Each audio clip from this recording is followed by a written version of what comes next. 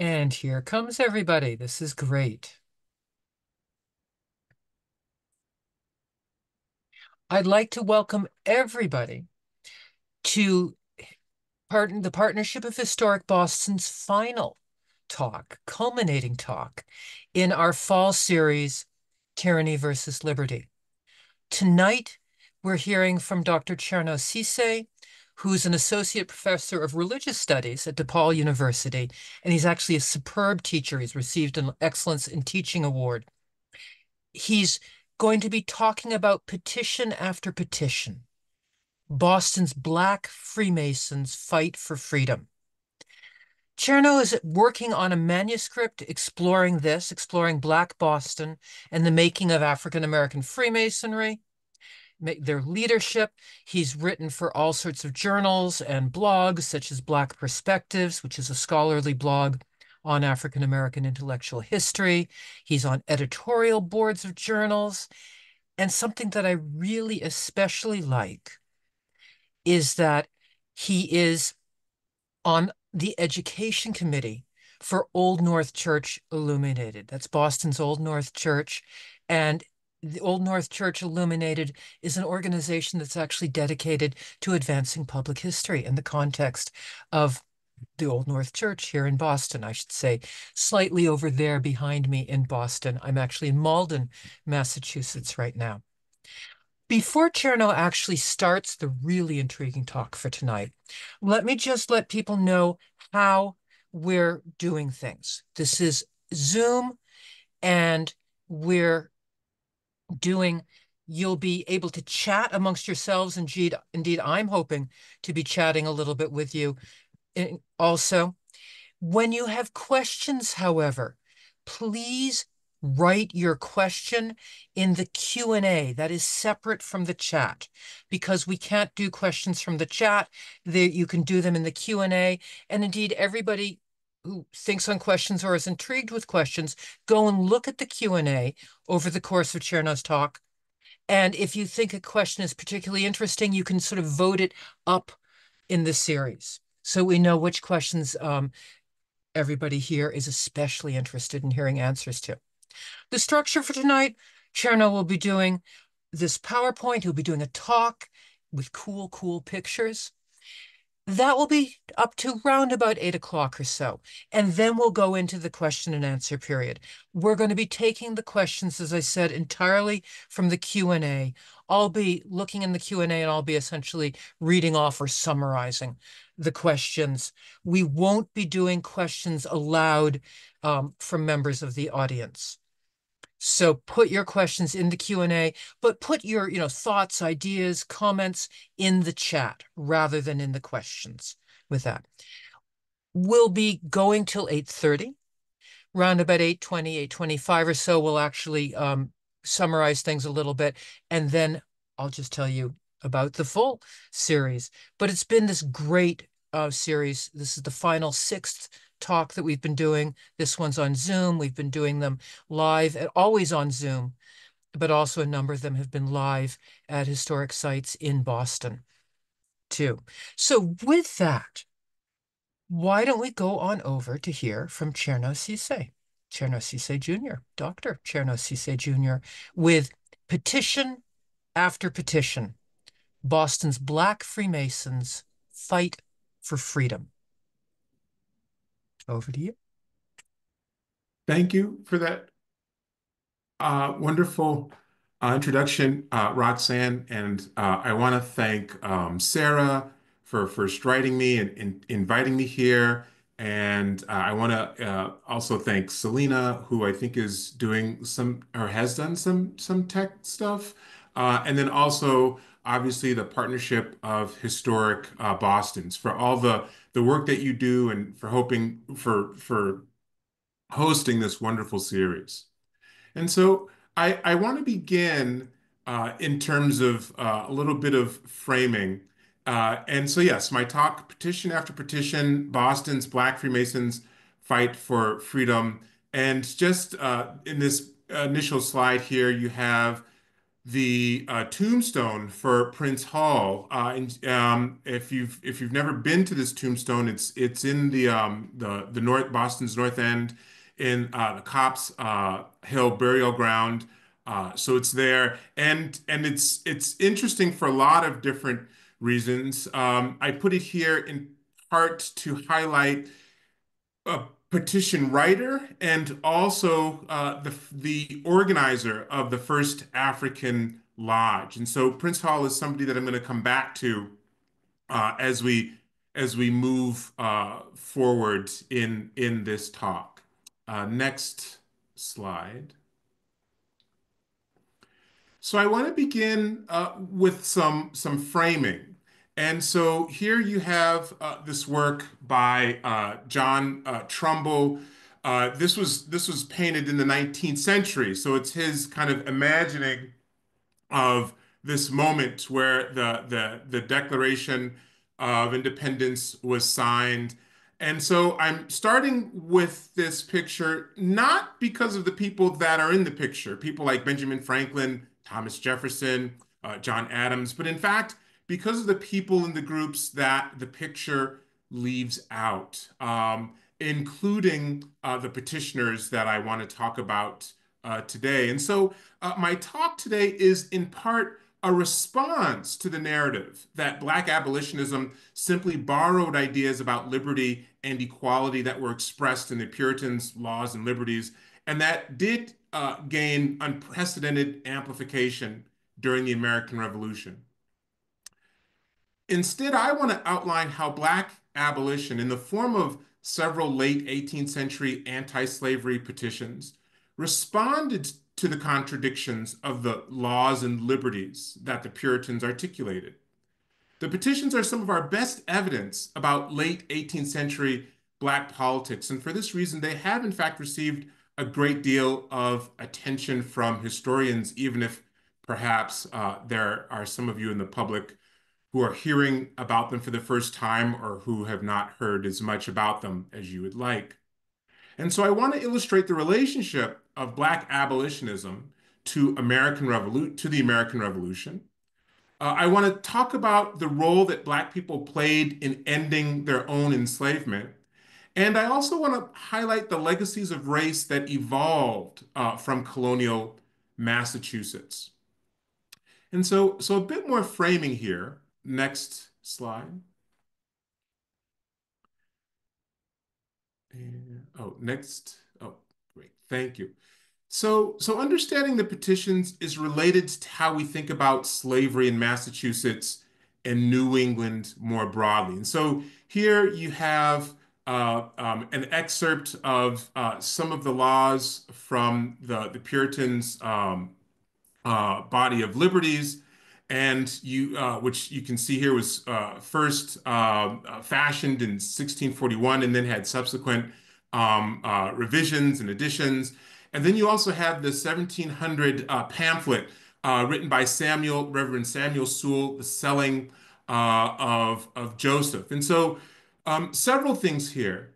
In the Massachusetts Bodies of Liberties, you can see that you had these two sections that one came right after the other: liberties of servants and then liberties of foreigners and strangers. And in some ways, I'm highlighting a point that was kind of made by, I think, Margaret Newell in an earlier talk about the contradictions of defining slavery in Massachusetts. And so, you know, this condition of perpetual human enslavement that was racialized never gains a kind of complete, a kind of crystallized formal legalization.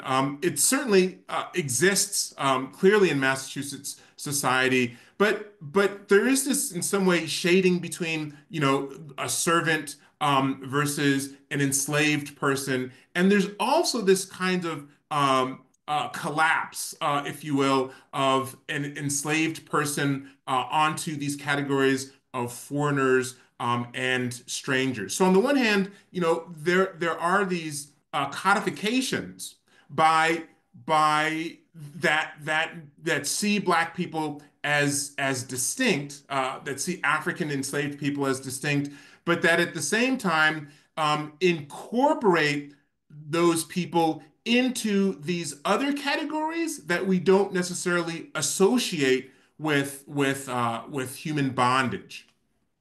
And so again, these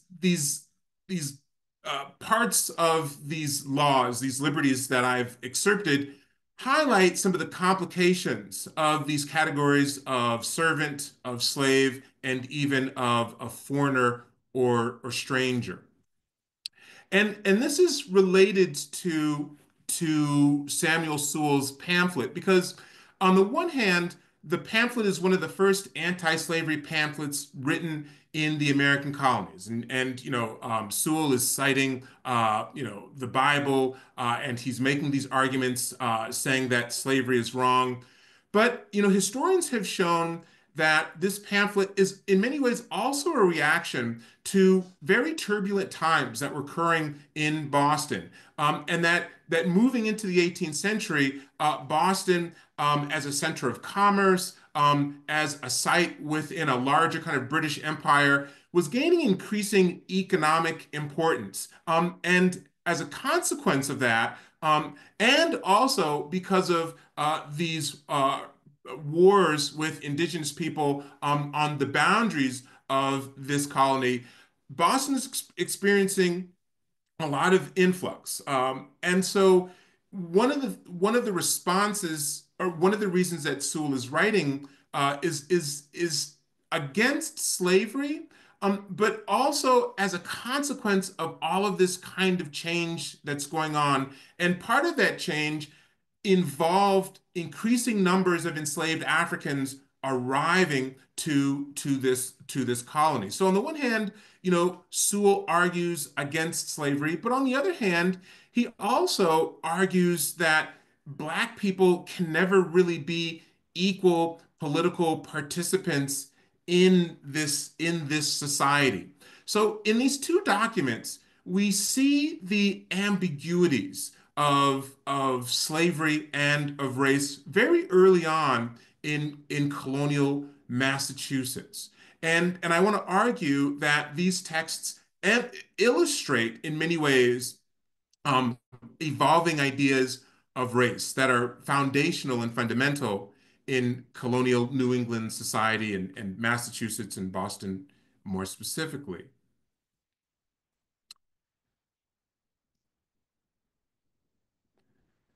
And so, next PowerPoint.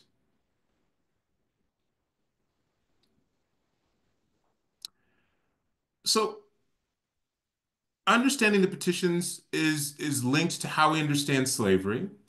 Understanding the petitions is also linked to how we understand Black resistance during the colonial period and then in the latter half of the 18th century during the American Revolutionary Era. And so, if Black resistance during the colonial era was more about making do with slavery and less about trying to end slavery, then we might see Black abolitionism during the Revolutionary Era as something novel and distinct from previous forms of colonial era resistance. And certainly, those prior acts of resistance included running away, arson, and legal suit. However, I want to suggest that we should think of Black resistance in colonial New England as directly related to the petitions. And I want to at least highlight the very recent work of historian Gloria Whiting. In effect, Whiting argues that we should think of the seemingly non-political act of maintaining enslaved families as a form of resistance that connects Black critiques of slavery across the 17th and 18th centuries and that further highlights some of the paradoxes that emerged from the Puritans' laws and liberties, uh, uh, or the Puritans' laws about slavery and about freedom. And so maintaining family in the midst of enslavement was a critical feature of Black resistance during the colonial era and of Black abolitionism during the Revolutionary Era. And so, in this text that I have in front of you, this comes from the very first petition, and I'll talk more about all of them as a whole.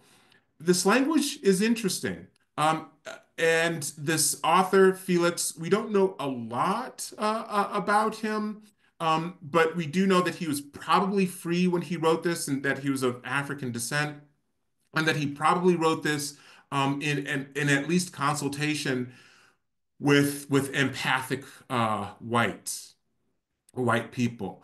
And so he writes, we have no property, we have no wives, no children, we have no city. So upon first reading this, we might think, that makes a lot of sense.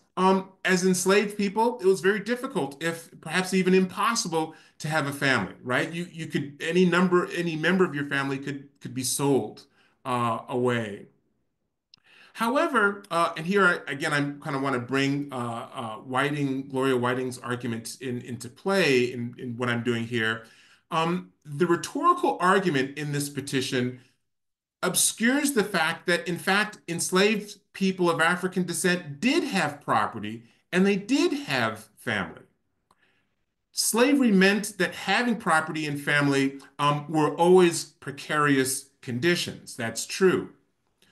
And so, keeping various constellations of family or kin together, by definition, required resistance to and critique of enslavement. And so, I want to argue for continuities in Black resistance across the 17th and the 18th century. And I just want to at least briefly highlight how even the act of trying to keep a family together required a kind of critique of slavery within the broader society.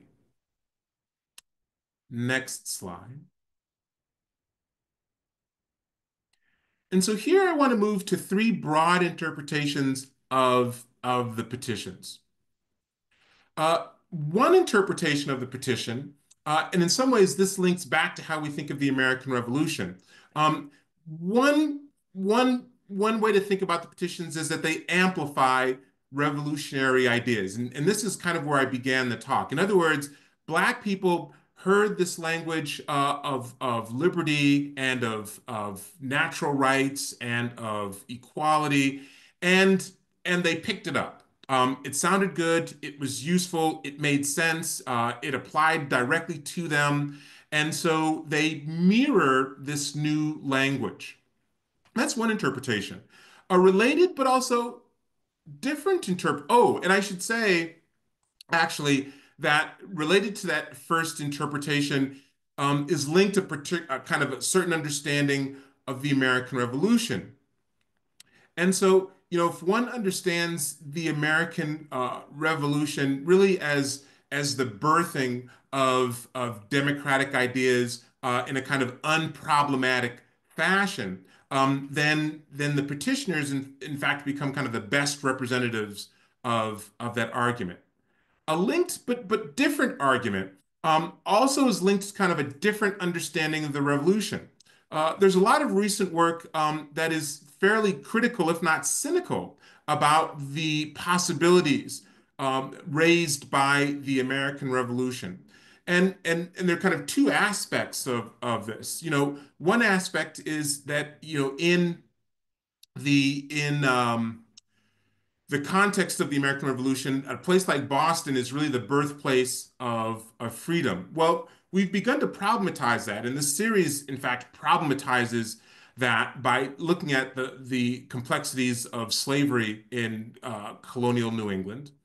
And linked to that is also the fact that we have to remember that slavery actually expands in the southern colonies after the American Revolution. So, if we want to be a bit critical about the revolution and its possibilities, one interpretation that comes from that, that's linked to the petitions, has to think about the petitioners as people who reframe revolutionary ideas. In other words, the petitioners aren't people who are simply kind of imbibing this language of natural rights and human equality. They are certainly using that language to rhetorical effect, but they also recognize that they are themselves the embodiment of various kinds of contradictions. So they're taking these ideas and in applying these ideas to their own conditions, they are actually giving these ideas a new kind of significance, a new kind of valence. And this should remind us that, somebody like John Locke, right, one of the kind of pivotal figures in kind of helping to kind of fashion and expand this language of human equality, that he himself was invested in the slave trade. So these ideas about equality, on the one hand, they reflect principles, but at the same time, when the rubber hits the road, the politics of groups and of individuals can lead these ideas, these principles, to have different kinds of meaning and even interpretation.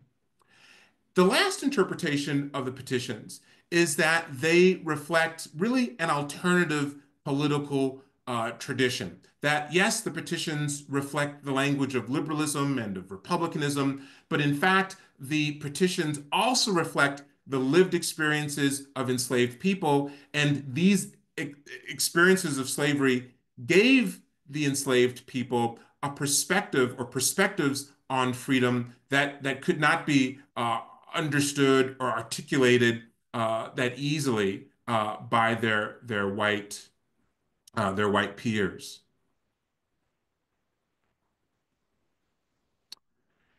Next slide.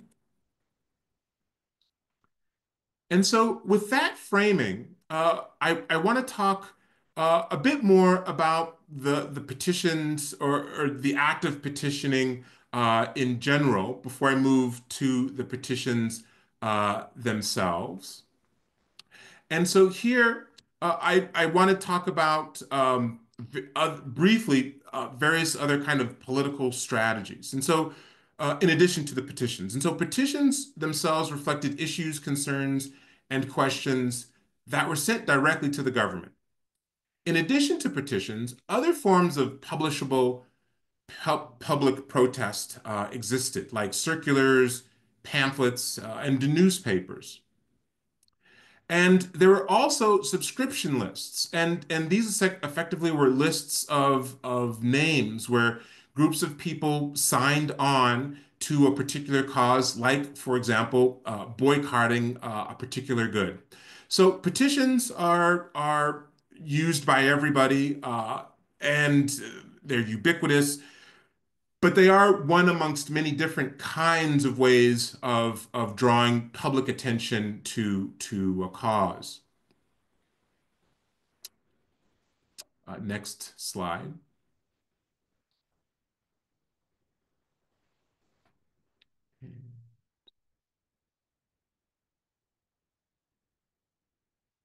So a bit more about petitioning. In terms of the intellectual and political history of petitioning, there are two prominent historical traditions that influenced petitioning in colonial Massachusetts. In one tradition, people emphasized their dependence on the sovereign ruler. And so they effectively made deferential pleas to the sovereign and its government.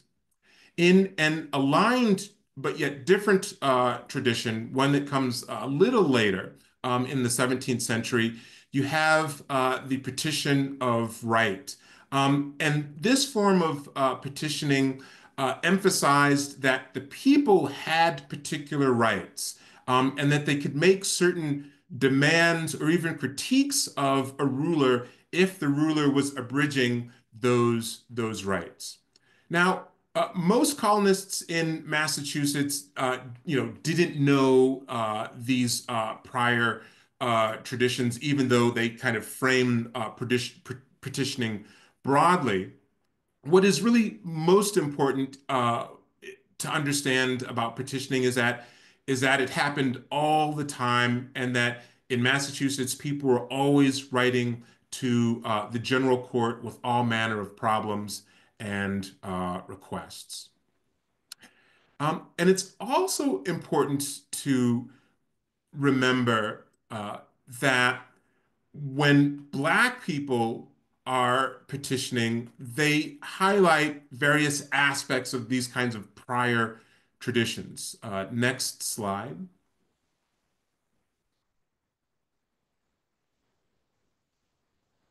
This is just one example. So this is not, this doesn't involve people of African descent, but it's one example amongst hundreds of examples of somebody writing to the Massachusetts General Court with an issue.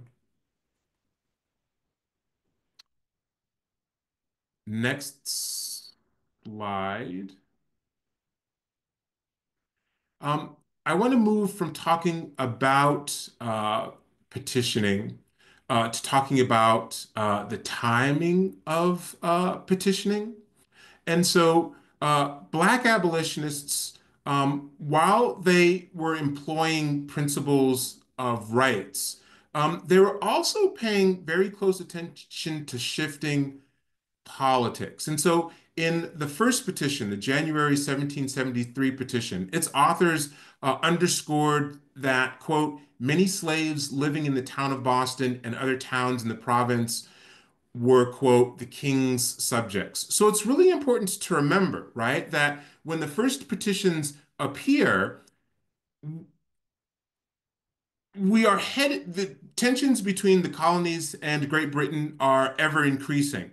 But it's not a foregone conclusion that we're by 1776 going to have this kind of declaration of independence that you're going to have, and that you're going to have this kind of war that arises. And so it's important to think about how Black people themselves are paying attention to these growing hostilities and the emergence of a kind of a patriot side and a loyalist side. As divisions grew between colonists and imperial authorities, Black abolitionists strategically curried anti-slavery sentiment while also recognizing that abolitionist tropes would become increasingly attractive for patriots and loyalists in America and across the Atlantic. And so, here we have Phyllis Wheatley. Even though this poem is published in 1773, it's written in 1768. And here she's writing to King George. So Wheatley is thinking of herself as, an English subject, even while she's making this subtle argument, right, that Africans and enslaved people should be free.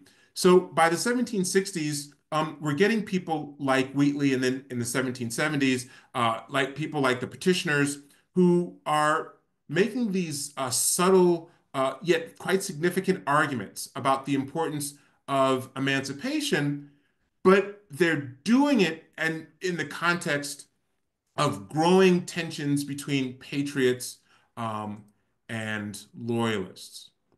Um, and this is important again because a prominent narrative has been that these abolitionist petitioners were effectively calling out the hypocrisy of all white people.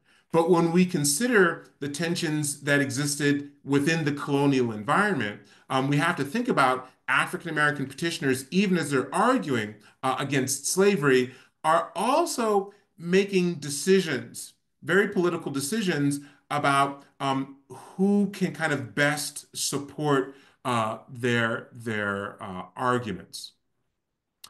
Um, Timing also matters uh, because, as I've highlighted, there is growing sentiment against slavery in Massachusetts. In 1767, a bill is brought to end slavery in Massachusetts and to end the slave trade into the colony.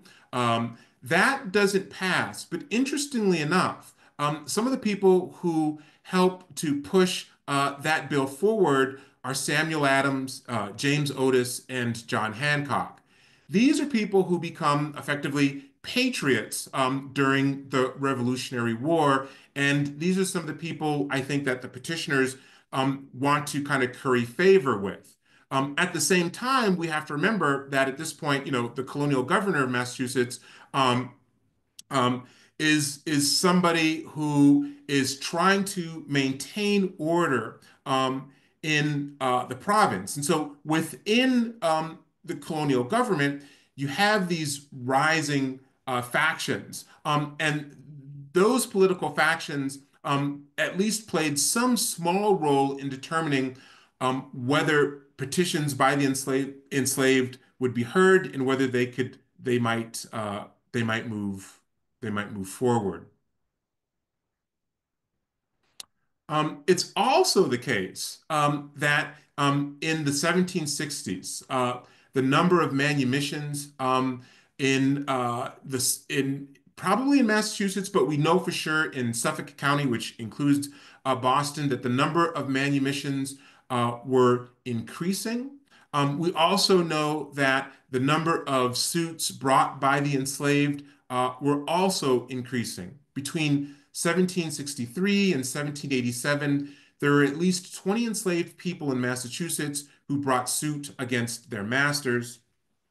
And it's important to note that in some of these cases, the plaintiffs were arguing that a master or an enslaver reneged on their promise to provide freedom if that enslaved person either bought their way out of freedom or was promised freedom after a certain number of years. And in some of those suits, the plaintiffs, instead of making a very kind of concise legal argument, actually made a broad argument using this language of natural rights to say that they shouldn't be enslaved because they were human. And so, coming after the 1760s, we in fact get this first petition in 1773. Next slide.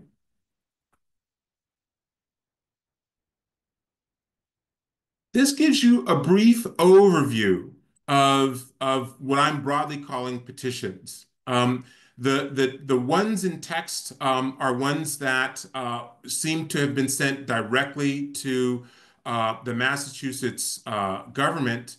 And those petitions, so the second petition, there we have two copies. One was sent to the town of Thompson, another was sent to the town of Taunton. That took the form of a circular. In effect, it was a petition, but in some ways, Black abolitionists mapping these networks of communication that were developed during the American Revolution between kind of Boston and various Massachusetts towns, they rely upon those networks to send these circulars to the representatives of town in the hopes that the representatives of towns sympathetic to abolition would then arrive to the general court and speak on behalf of the petitioners.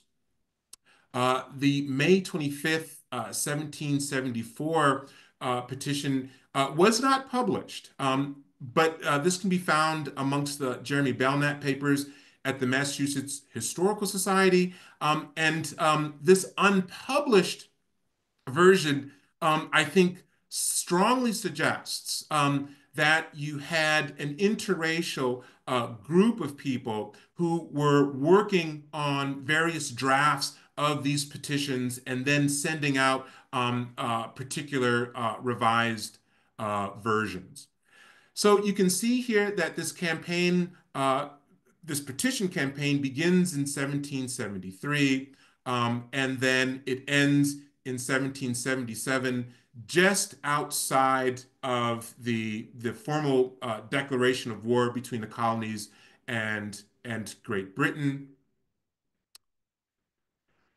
It's also important to note, while I have this up, that the tone of these petitions becomes much more strident, impatient, and demanding over the course of the 4 years. So, in that first petition, you have language that is deferential, but by the time that you get to 1777, you have a petition, the 1777 petition, that's actually able to use this language from the Declaration of of independence, and that also is expressing an impatience marked by the fact that even though the Massachusetts legislature continually responded to these petitions, its immediate kind of effectual response was always to kind of pass the buck on to the next meeting of the legislature. Next slide.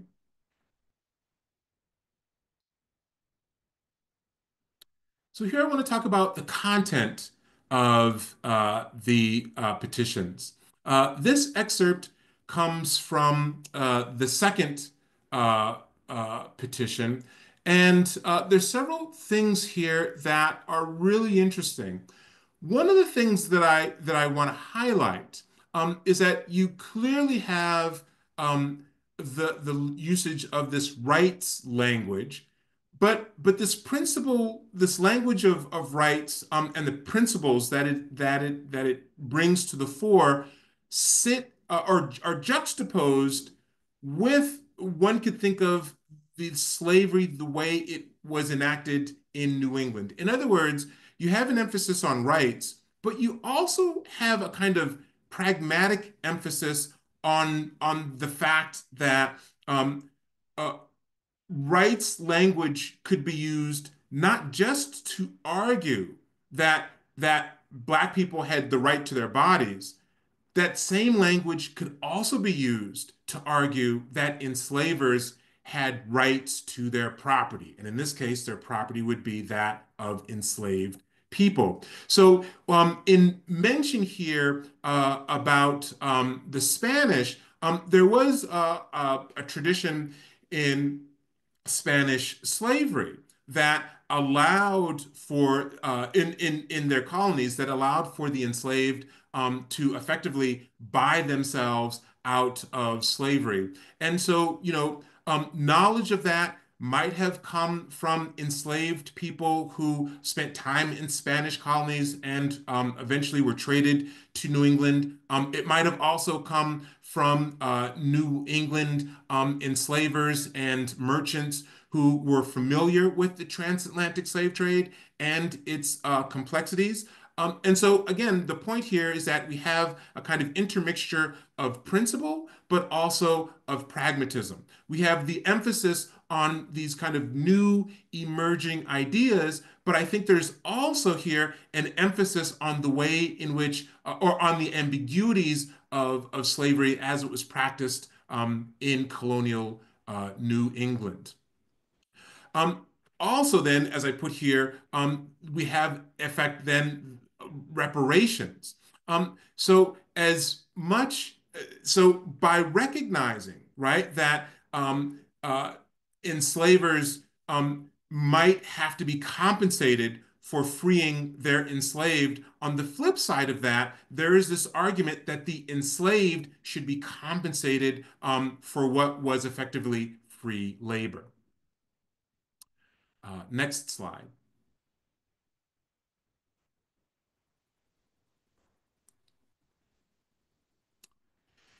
Also, in this second petition was a mention of emigration. This is an idea I think that some historians have downplayed because they've seen it only as political strategy. But I think it warrants mention here for several reasons. One of the reasons I think it warrants mention is it because I think for these petitioners to talk about emigration or to emphasize emigration reflects their understanding of race in colonial Massachusetts. And I think it also demonstrates foresight on their part. That foresight being that freedom and emancipation did not necessarily mean political equality, and that political equality could in fact be constrained by various patterns of racialization that were developed during the colonial era. And so I think I take seriously um, the desire for a possible emigration. It is the case that this never happens in the late 18th century. And as a strategy, Black people, these Black petitioners, kind of leave it behind. However, it is related to the issue of resettlement. Next slide.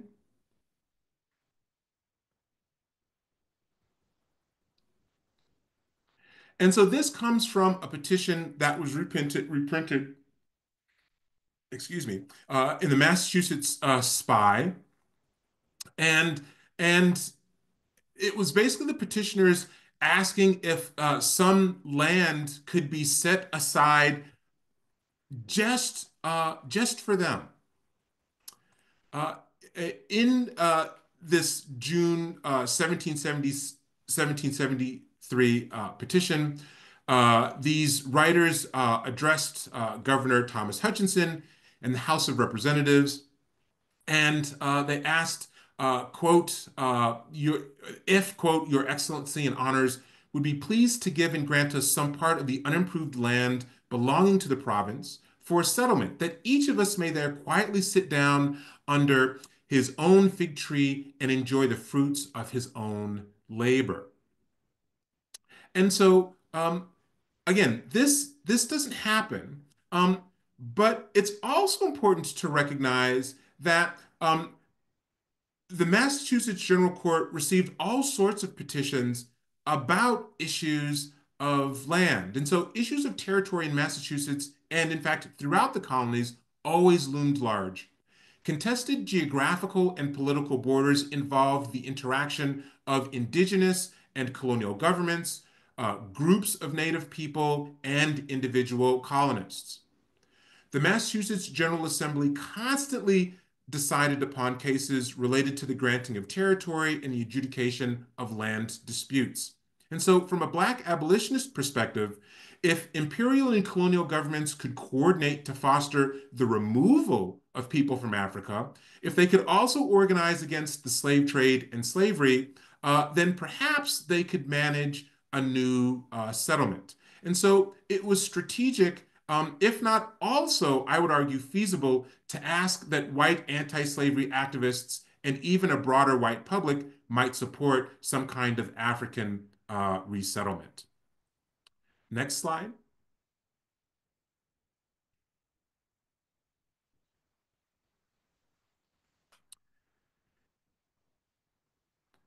And so here you, in fact, see mention made of Felix Holbrook, who was one of the first authors of the first two petitions, and, quote, others Negroes, asking for some part of, quote, unimproved lands. And so this initial request actually gets carried through subsequent meetings of the Massachusetts legislature, and it's considered even though it was never granted.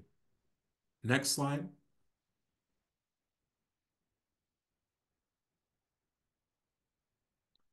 Even though this petition was unpublished, it's interesting in that it asks for gradual emancipation. And so here again, you see this tension between kind of principle and pragmatism that I reflects a particular kind of insight on on the part of Black abolitionists. You know, on the one hand, there's an argument for rights as things that are absolute, as things that are natural. But on the other hand, there's this recognition that that language of rights can be used conversely. And so a compromise would be, as was expressed in this unpublished petition, that that slavery end for enslaved children at the age of 21, so that enslavers would receive some partial compensation, but that ultimately the enslaved would receive their freedom based on their natural right to that. Next slide. In the last petition of this series, I mentioned how this comes after the Declaration of Independence. And this petition puts right there front and center this language of, quote, natural and unalienable right to that freedom which the great parent of the universe hath bestowed equally on all mankind.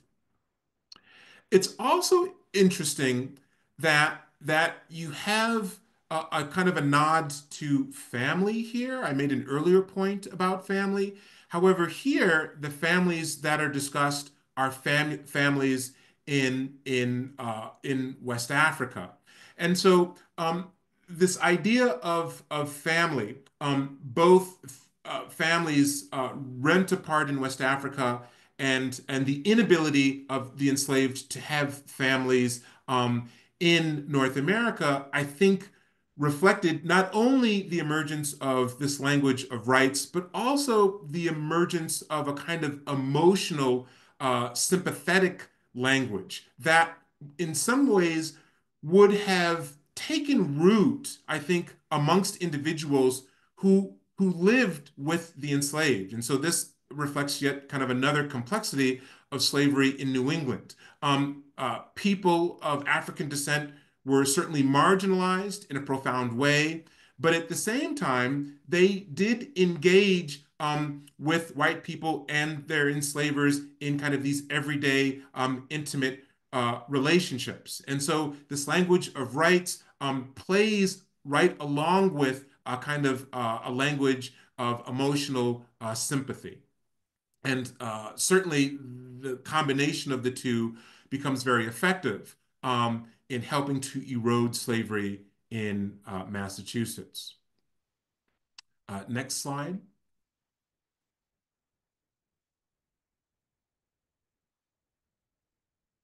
Despite the traction that Black petitioners gained, despite the fact that manumissions increased in the 1760s, despite the fact that the Massachusetts legislature took very seriously the complaints and the requests of these Black petitioners, it's also, again, important to remember the complexities at work here.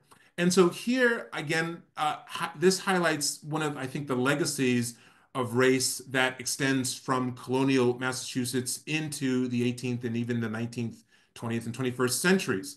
And so, we have this famous, I've taken some excerpts from this famous letter that Abigail Adams wrote to John Adams. And this is, historians have been very interested in this because it suggests, right, that the enslaved Africans in and around Boston might have been organizing some sort of violent revolt or rebellion.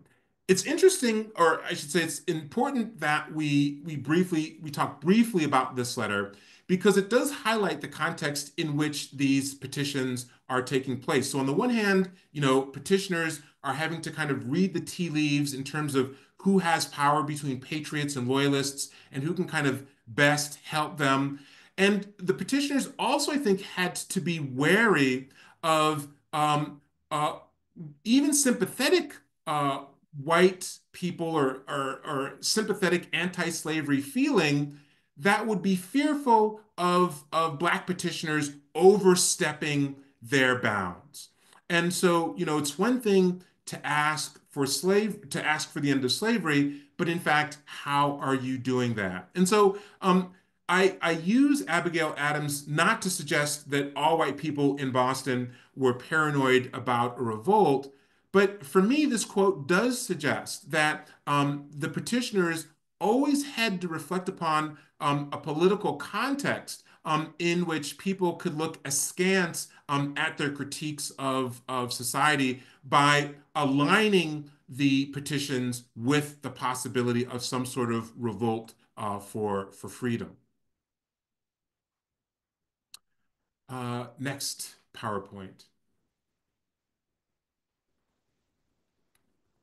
And so here I want to move from the petitions to talking very briefly about Freemasonry and African American Freemasonry in particular.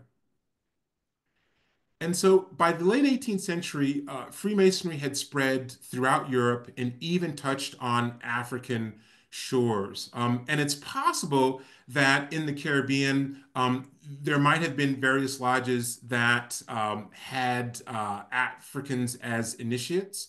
There are records from France that talk about various lodges being visited by authorities and authorities finding Black participants in those lodges.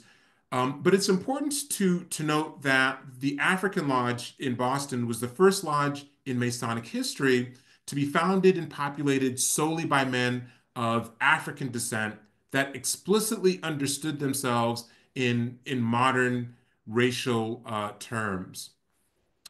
And so, a bit about Freemasonry itself. Next slide.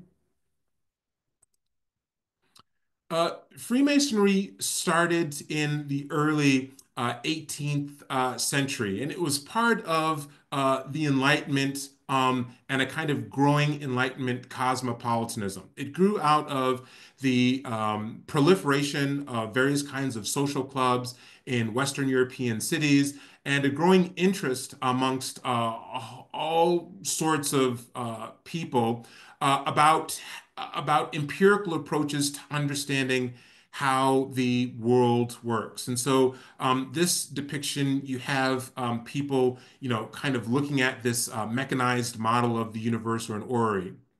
And so Masonry promised sacred knowledge to its members. During the American Revolution, men of middling status in the newly forming nation.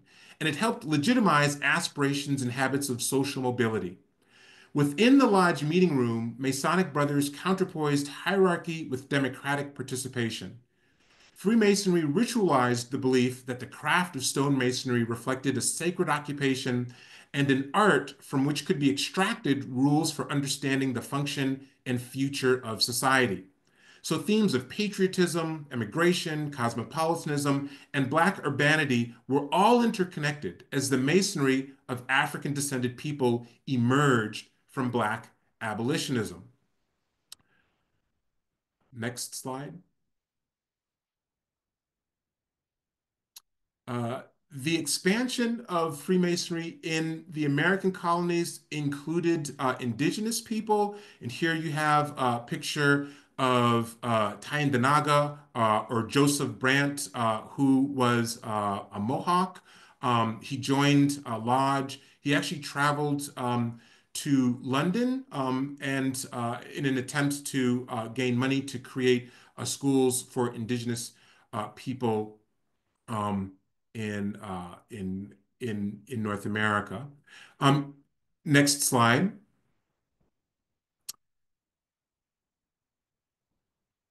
Women were also created were also interested in Freemasonry. So Hannah Matha Crocker, a Boston resident and part of a lineage descending from the famous Cotton Mather. She wrote this text published in 1818, and she was also responsible for forming a lodge of women. This lodge was not recognized by other men because of masculinity and of patriarchy um, within Freemasonry. But nonetheless, it shows how its ideas spread. Next slide. And then, even though you can't read this all that well, you have, in fact, a mention of Prince Hall, who is effectively the founder of the First African Lodge, and at the very bottom, Peter Best, or Peter Bess, or Peter Besties. And so, Peter Besties, in fact, signed the April 1773 circular and became a Freemason just after in Boston, either during or just after the British occupation of the city. Prince Hall and 14 other men, including Bess, were made Freemasons probably by a Scottish or an Irish, probably an Irish British soldier, who was also a Freemason, who was stationed there in Boston. And in the January 1777 petition that I showed you earlier, Peter Besties and Prince Hall were also signers of that, in addition to Brister Slenzen, Jack Pierpont, Nero Sinello, Newport, um, Sumner, Joe Block, and Lancaster Hill. Next slide.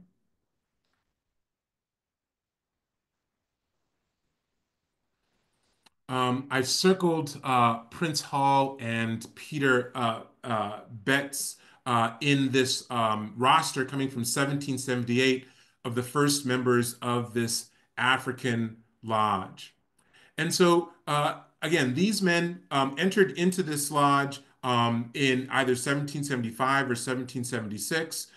Prince Hall starts a conversation with the Grand Lodge in London as early as 1779. And so during the Revolutionary War, just after the war's end, Prince Hall writes to the Grand Lodge in London in 1784 asking for a charter. And this is interesting because Prince Hall had asked for a charter from American lodges, and he had only received a kind of partial charter. So American lodges did partially recognize these group of black men as Freemasons, but they were unwilling to give them a warrant or charter that would have allowed them to make new members. Prince Hall writes for this charter to the Grand Lodge, writes to the Grand Lodge in London for this charter.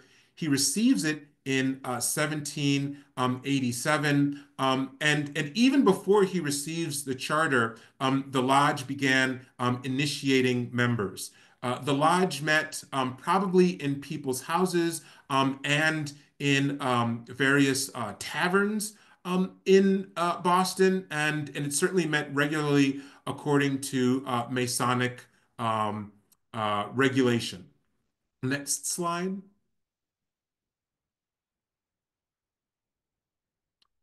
This is a taking book. These are tax records. These are all digitized now. They weren't digitized when I first went through them some years ago, but they're kept at the Boston Public Library. And they're a really interesting record of Black people who lived in Boston. And they are, in some ways, a way of trying to kind of outline the community of people from which the petitioners came. Next slide.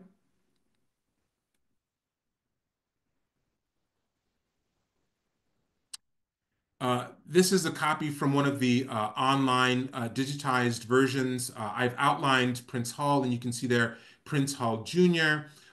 They aren't denoted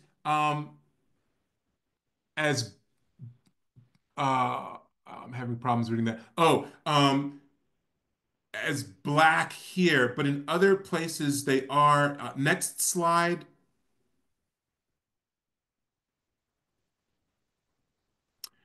You can see a close up, and to the right, you see their worshipful Grand Master. So, of the first generation of Masonic Black abolitionists, Prince Hall stands out. By 1777, Prince Hall had taken charge in navigating Boston's Black population through the complexities of emancipation. As I've noted, he participated directly in the abolitionist cause as one of the authors of the 1777 petition, and he led the formation of the African Lodge. Hall ensured that Masonic leadership among African Americans would remain fused to the development of abolitionism and Black politics as the new nation emerged. Hall's Masonic abolitionism illustrated a political consciousness concerned with the complexities of emancipation and its subsequent questions of citizenship and sovereignty. And Hall and his critics foresaw a release from slavery that would complicate rather than solve new questions about what equality and citizenship would mean. And so this contradiction within white anti-slavery politics framed how Black abolitionists, and in turn, Black Freemasons, balanced principle and exigency as they thought about their freedom and its political impact. Next slide. So as we think about the petitions and come to a close, there's several things to highlight here. The first is that the petitions are in fact they play a central role in the era of emancipation in New England and Massachusetts more specifically. The Black petitioners, because they embodied not just slavery and its complexities, they also embodied the language of human equality that they used to great effect. And so I think that rhetorically speaking, the petitioners animate this language of human rights and equality and give it a kind of much more powerful significance. And we see that in the ways that both patriots and loyalists think about abolition in America, the way they thought about abolition in Great Britain, and the way in which, to some degree, Black abolitionism in particular becomes a kind of rhetorical source for different groups to kind of one up each other in arguments about who's more moral than the other as you're getting these debates about the rights of the colonists. It's also true that despite the fact that Black people in Massachusetts are able to effectively, that they're part of this process of winning their liberties, um, the legacies of race, as I mentioned earlier, extend into the future. And so Prince Hall wrote several public addresses, and in one of them, he talks about his despair. Emanating from the racial treatment of Black people in Boston. Even though Black people were free, and even though in Massachusetts, Black people, I should say, the Massachusetts Constitution allows Black towns to allow Black people to vote. Black people in Massachusetts and in Boston in particular continue to experience various forms of direct racism. Next slide. And so to conclude, here I have William C. Nell, who is an African American who talks about the patriots of the American Revolution. So he's writing in the 19th century. And, you know, if we follow William C. Nell, we might think of Prince Hall and the petitioners as patriots. However, I do want to caution this view, because if we stand within this period from 1773 to 1777, we have to remember that America had not yet formed. And even after we get the Declaration of Independence, we still had, you know, another decade until you get the Constitution. And so these Black petitioners and the emergence of Black Freemasonry arrive at a time when the politics of Black people is not constrained by, you know, an identity as Americans. In fact, I think their politics reflects a kind of broader cosmopolitan and transnational consciousness where they are recognizing the tensions between patriots and loyalists. They are recognizing the power of this language of rights because they themselves embody these complexities. But but rather than thinking of them kind of as straightforward patriots during the American Revolutionary era, I like to think about these Black petitioners as people who really were keeping all of their options open as they were trying to also amplify the language of rights. Next slide. And so here I just want to end again with Prince Hall's tombstone in Copp's Hill. So thank you all very much.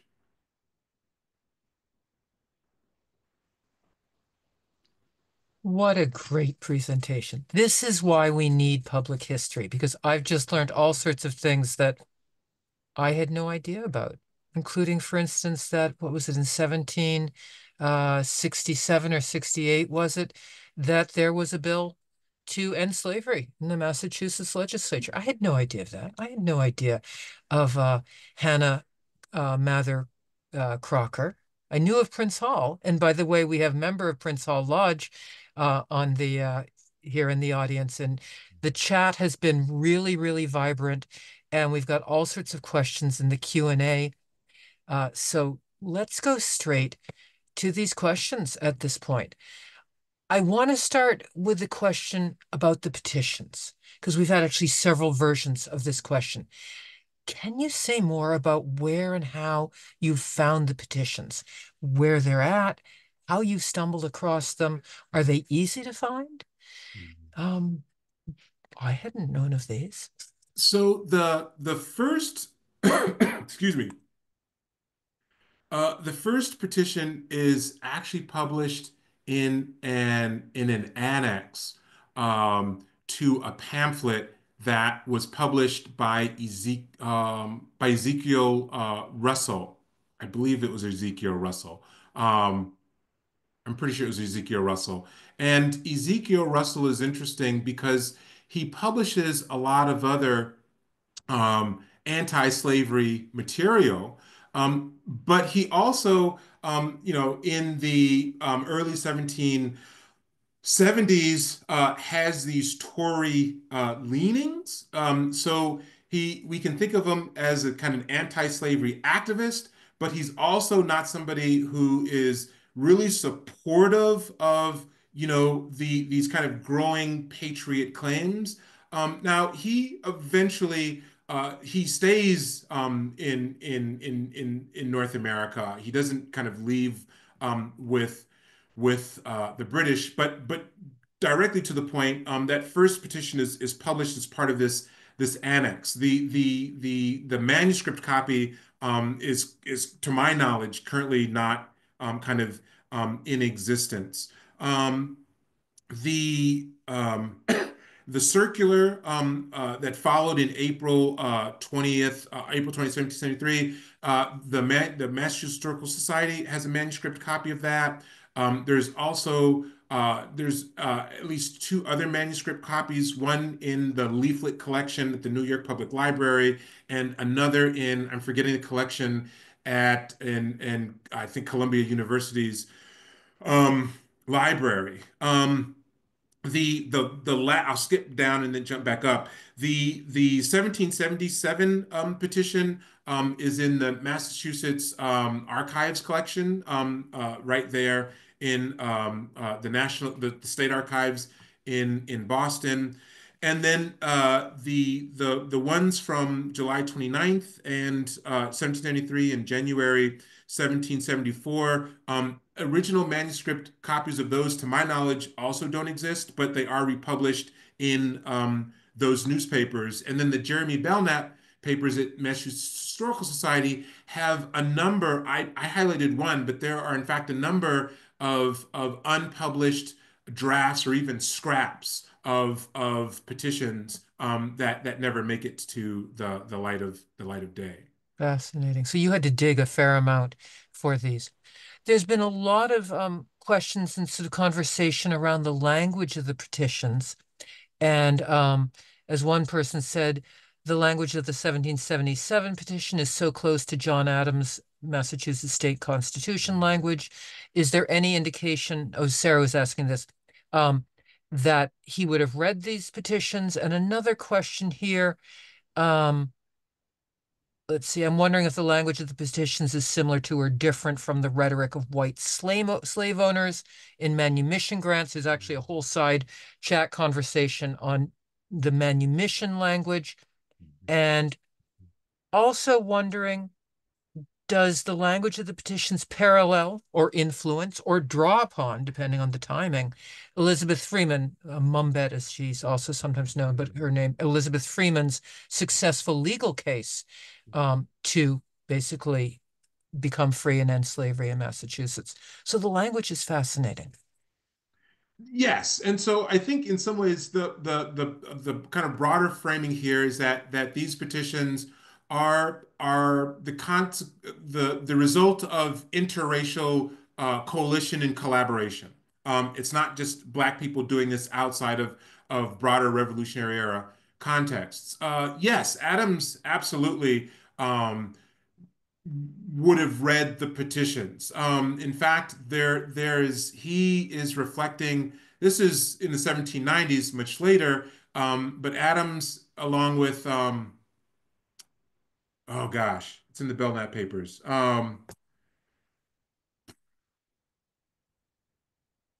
No, forgive me. It's not Adams, the two gentlemen who are reflecting back, but I'm blanking on their names. The shorter answer is that Adams knew of these petitions, and I would make the fairly strong argument that he if he hadn't read them personally, he knew of people who had read them, and he knew people who explained to him the content of those petitions. Um, in terms of the language of manumissions, yes, in terms of direct links. This is so I don't trace this out specifically in my work. It's an excellent kind of framing question. One response is that it is absolutely the case that in both the manumissions and the petitions prior to 1773, you do have this negotiation between the rights of the enslaved and the rights of the enslaver, and what exactly that does should that look like. That negotiation has all sorts of historical sources. So, in Massachusetts, in the early 18th century, there are certain laws that say that it's illegal for owners to free their enslaved people unless they are going to put out a bond for that person to ensure that the town doesn't take up the responsibility, the financial responsibility of that person. Now, there are questions in that. So, you obviously had black and white paupers, people that various Massachusetts towns had to take care of. But it's also interesting that the manumissions reflect a kind of paternalism. In other words, the assumption that even if an enslaved person was freed and they were, young and sound mind and sound body and able-bodied, there were these questions, I think, about the degree to which they could take care of themselves. Despite the fact that you had plenty of black people in Boston and throughout Massachusetts that were very able to take care of themselves economically. But I think there's always this fear that once the enslaved are freed, it's not clear how they are going to operate politically and economically in New England. So I say all that to say that I think there are a lot of important similarities that one can draw between the language of the manumissions and some of the language that you see in the petitions. And forgive me, the last question was And, about. and actually, I'll make a comment first, and then I'll get to that last Oh, question. sure. But your comment about, how would they support themselves? That was why the requests for land, wasn't it? Because they were saying, look, Oh, give us correct. land. We'll support ourselves. Correct. Yeah. Correct. The last question was, does the language of the petitions essentially influence or reflect anything with Elizabeth Freeman's Oh, successful legal case? right. So interestingly enough, I haven't found any kind of direct links, right, between any of these Black Freemasons and Elizabeth Freeman's case. Something of an aside, I also haven't found direct conversations between the Black Freemasons and somebody like Phyllis Wheatley. Mhm. But to get back to Elizabeth Freeman, my sense is that she's working with a particular group of white people who and so there's a conversation there. But and so certainly in terms of kind of a broad political climate, the way in which the petitioners are asking for reparations, I think, is directly linked to Elizabeth Freeman making similar kinds of claims.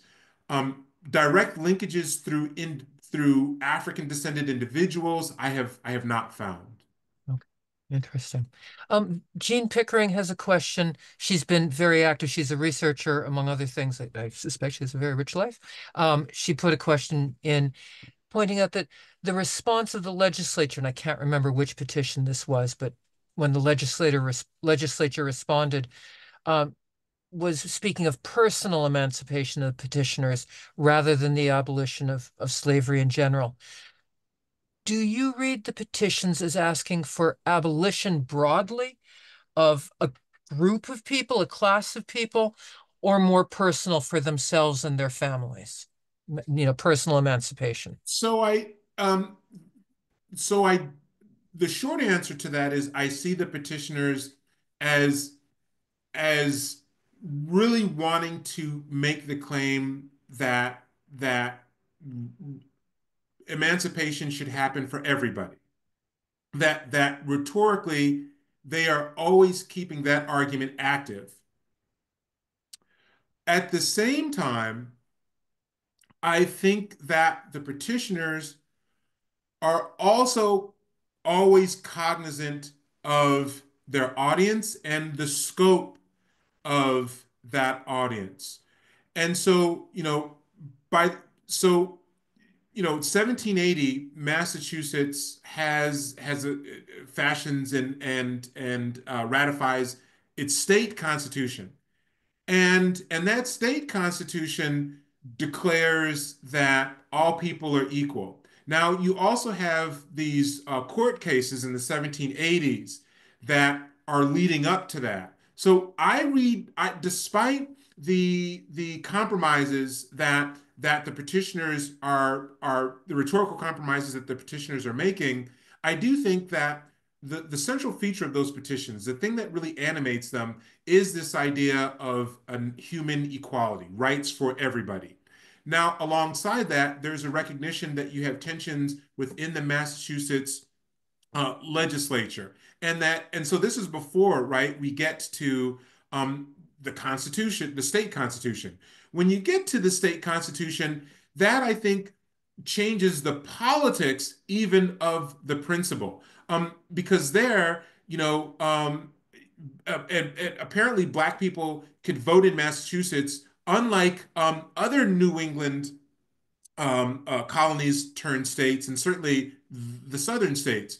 So then, so voting becomes, on the one hand, a matter of principle, and in terms of these Republican rights that Black people should have, but it's also an action that is circumscribed by the state constitution. Adding another layer to that, you have black people that even in the 1780s, and Prince Hall is actually part and parcel or part of a group that responds to the kidnapping of three individuals, two of whom are Black Freemasons. And so the question of jurisdiction extends even beyond the state. And so here we have to imagine that Prince Hall and his white audience um, are thinking through, perhaps together, what it means for Massachusetts to agree to, in the late 1780s, a federal constitution that actually continues to allow for the expansion of slavery in the southern states. So again, all of this to say that yes, I think ultimately the petitions are trying to push for universal human rights, but at the same time, I think we can really think about the complexities of Black political consciousness by recognizing the contingencies of time and also space as Black people are framing their arguments. Fascinating. And let's pivot a bit as we're actually coming towards the end of time, but we've got a few more minutes to the Freemasonry. Um, One person was wondering, could someone who is still enslaved join the Freemasons? And I think I'll phrase that as Prince Hall Lodge and or more broadly with that. And then going from that, someone was enslaved to also, can you comment on connections between Prince Hall Freemasons and other Black civic organizations in Boston, such as the Mass General Colored Association, the African Society? So you know, what may be a yes, no, probably not question of enslavement, can you join while enslaved, to then the broader political consciousness and working together of different Black civic organizations. So yes, the first question, the answer is in some ways a little tricky.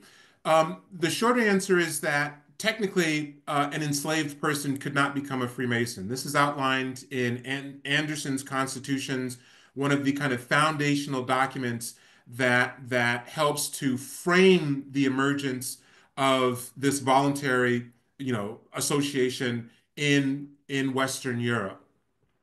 But and so that could certainly have been used as an argument to question the legitimacy of Black Freemasons. But as I pointed out, that first group of 15 men, they are given a provisional charter by John Roe, who himself was a provincial Grand Master in the colonies.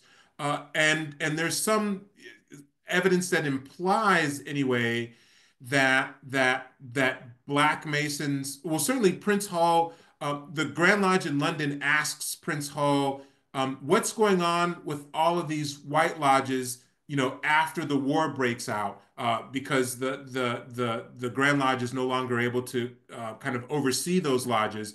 And so there's evidence to suggest that white people and Black people are attending each other's lodges.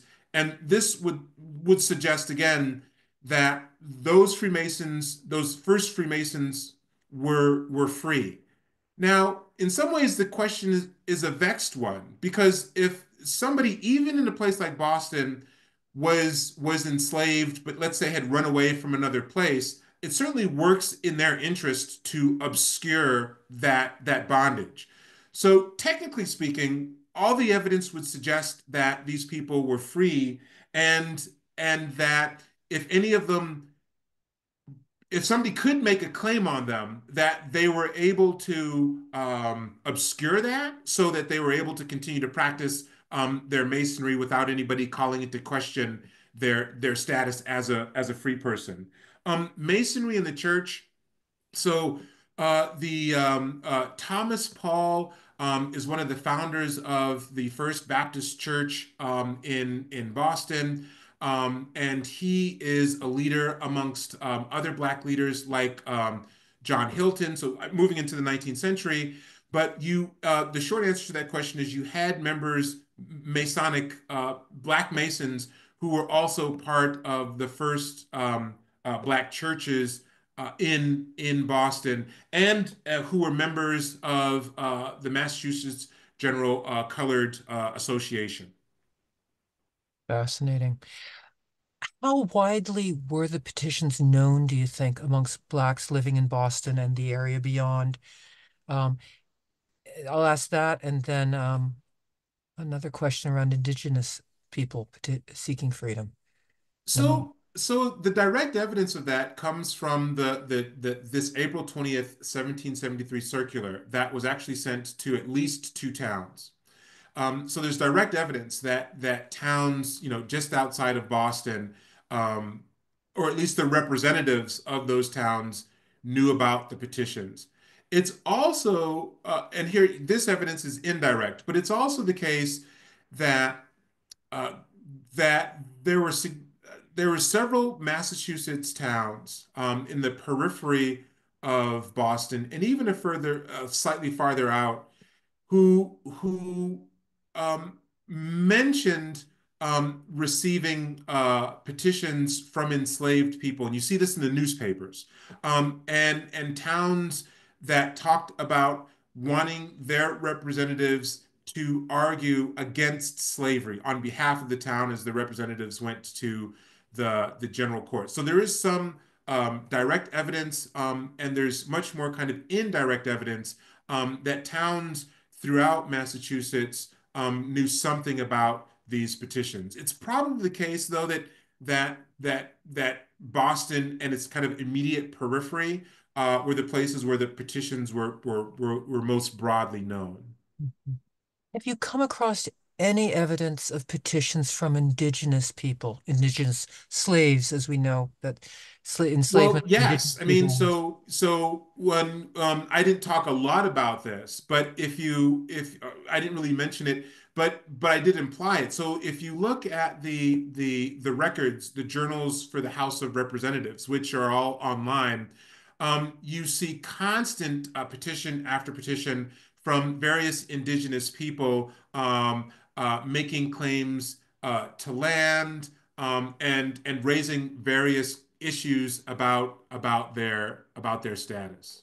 So the short answer is yes, and there's a lot in if you begin just with the journals of the House of Representatives. That's fantastic. Let's wrap up with actually a final question that didn't quite make it into the Q&A, but was in the chat.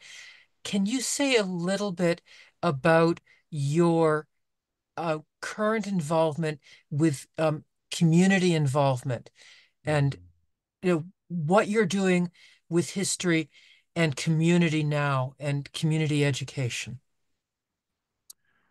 Well, I suppose I have I I do this kind of a thing where there is an investment uh, in public history and in having conversations that kind of bridge scholarship, public knowledge, and questions that both of those groups have.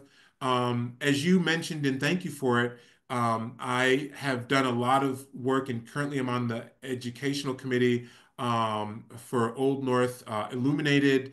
I have also worked with um, several Boston organizations in terms of their programming. That's great. So this has been a really marvelous talk. Oh, Revolutionary Spaces. I was trying to Revolutionary think of Spaces. Oh, the great. place. Yes. Thank you. One of our, another of our partnering groups. Yes. We've done presentations there. This has been just a great, great talk. And what you've done is really brought together nicely the culmination of what has been a six-part series, which has been Tyranny versus Liberty, where we've been exploring politics in 17th and 18th century New England here, Puritan politics, Native politics, African American politics, the intersection of all of them, and really seeing that conversation that people have between tyranny and liberty, and how do you push for liberty, and what is tyranny over me? And it's such an incredibly relevant topic to today. What you're really showing is how public history can throw light upon today. And this is what the partnership wants to do. This is what I think all of us want to do with public history. So I want to thank you immensely for your great talk. There's already been some requests in the chat. People would like to work with you more.